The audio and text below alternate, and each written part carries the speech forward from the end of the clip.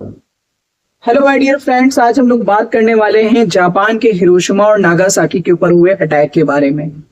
कितना गंदा अटैक हुआ और उसका कितना गंदा इफेक्ट हुआ, और आज भी उसका इफेक्ट, आज भी उसका असर जो है वहां के लोगों के ऊपर है।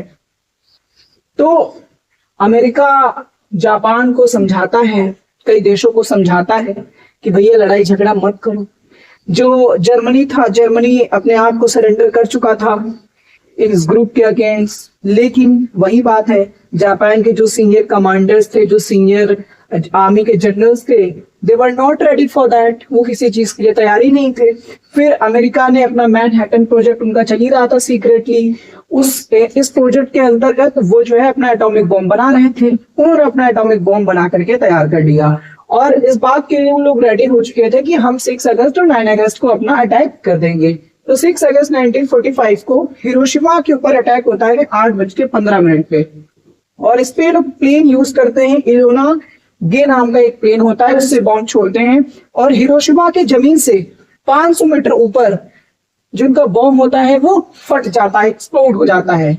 और इंस्टेंटली जैसे ही बॉम्ब फटता है, उसकी हीट की वजह से, उसकी स्टीम की वजह से तुरंत 70,000 लोगों की मौत हो जाती है। 70,000 लोग भाप में कन्वर्ट हो जाते हैं और उसके बाद तकरीबन 30 से 40,000 लोग, एक डाटा के अकॉर्डिंग 30 से 40,000 लोग और ज्यादा उनकी डेथ होती है, स्किन बर्न हो गया या किसी को इंजरीज हुई उसकी वजह से। तो तकरीबन 1 लाख लोगों की मौत होती है हिरोशिमा के अंदर 6 अगस्त 1945 में हुए बॉम्ब अटैक की वजह से। उसके बाद दिन आता है 9 अगस्त 1945 को। 9 अगस्त जो 1945 होता है, यहाँ पर जो इनका टारगेट था, दैट वाज कैकुरा। कैकुरा एक नाम का, एक जैसे नागासाकी की जगह है वैसे कैकुरा नाम की एक जगह है, वो उनका टारगेट था, main target. America was ready to attack over the कैकुरा, लेकिन मौसम की खराबी की वजह से, या कह सकते हो दिखाई ना पड़ने की सही तरीके की वजह से, उन्होंने नागासाकी के ऊपर अटैक करा। इसमें जो प्लेन यूज हुआ, द प्लेन वॉज बॉक्सकर नाम का एक प्लेन इनका यूज करा इन्होंने। और प्लूटोनियम बॉम्ब था, यहाँ पे यूरेनियम 235 बॉम्ब था, वहां पर प्लूटोनियम बॉम्ब का यूज करा गया। और ये जो है ग्राउंड से 500 मीटर ऊपर ब्लास्ट होता है और उसमें इंस्टेंट जो है 40,000 लोगों की मौत हो जाती है। और घटना होने के बाद जो है टोटल 70,000 लोगों की मौत होती है। तकरीबन 2,10,000 लोगों की मौत होती है जापान के ऊपर हुए अटैक, नागासाकी के ऊपर और हिरोशिमा के ऊपर। 2,10,000 लोगों की मौत, ये डाटा के अकॉर्डिंग हुई डेथ्स हैं। रियल में कितनी डेथ हुई उसका अंदाजा भी आप नहीं लगा सकते। जो इस अटैक के बाद होने वाला इफेक्ट था वो कितना गंदा था, इस बात का अंदाजा नहीं लगा सकते।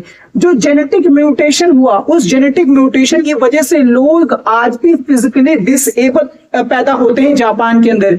किसी का पैर नहीं डेवलप्ड हुआ कहीं सही से, किसी का ब्रेन नहीं डेवलप्ड हुआ, और जनरेशन टू जनरेशन लोग कैंसर से भी इफेक्टेड है वहां पर। इस बात को देखिए, इस बात को समझिए। जो अटैक 1945 में हुआ, उस अटैक का जो असर है, उस अटैक का जो परिणाम है, वो अभी भी वहां के लोग उससे ग्रसित हैं, अभी भी वहां के लोग उन सब चीजों से परेशान हैं।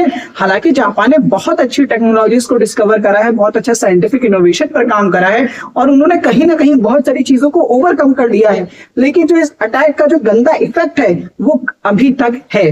भले ही थोड़ा सही, भले ही कम सही, लेकिन इफेक्ट तो है ही है। और जेनेटिक म्यूटेशन एक बार हो जाए उसके बाद इसको बैलेंस करना बहुत क्रिटिकल पड़ जाता है। तो ये वर्ल्ड वॉर 2 की सबसे खौफनाक घटना हुई, जो मुझे लगता है कि जिसने एक साथ इतने सारे लोगों को मौत के घाट उतार दिया। तो दुनिया के जो तमाम देश हैं जो आज भी जंग के मैदान में लोगों को उकसा रहे हैं लड़ने के लिए और दूसरे की जमीनों पे जो कब्जा करना चाहते हैं और अपना वर्चस्व कायम करना चाहते हैं, तो मैं उनसे एक बात कहना चाहता हूं कि जब दुनिया में इंसान ही नहीं रहेगा, दुनिया में कोई सरजमी ही नहीं बढ़िया बचेगी, तो किसका वर्चस्व चलेगा? दुनिया के सारे इंसान ऐसे लड़ झगड़ करके खत्म हो जाएंगे। जब दुनिया की हर एक जमीन पर रेडिएशन फैल जाएगा, तो कौन होगा जो अपना वर्चस्व जमाएगा? कौन होगा जो हुकूमत करेगा? तो वर्चस्व के लिए, हुकूमत के लिए लड़ना अच्छी बात नहीं होती। आप भलाई के लिए लड़िए, लोगों की अच्छाई और लोगों को सुकून देने के लिए लड़िए, वो अच्छी बात है। लेकिन आप अपना वर्चस्व बनाने के लिए लड़ रहे हैं, आप अपना वर्चस्व बनाने के लिए मतलब कि जिनका कोई दोष नहीं है, जिनकी कोई गलती नहीं है, उनको मार रहे हो, तो वो गलत है। ऐसा करना सही नहीं है। और दुनिया की एक जो वसूल है वो यही है दुनिया का कि कोई भी चीज जो हम करते हैं, जितने भी हमारे कर्म हैं, वो कभी हमारा पीछा नहीं छोड़ते। दुनिया का यही उसूल, दुनिया का यही एक उसूल है कि जो भी चीजें हम करते हैं उनका भुगतान हमें कभी ना कभी करना पड़ता है। तो अच्छी चीजें करिए और अच्छा काम करिए और अच्छी चीजों को पाने की कोशिश करिए। फिर मिलेंगे।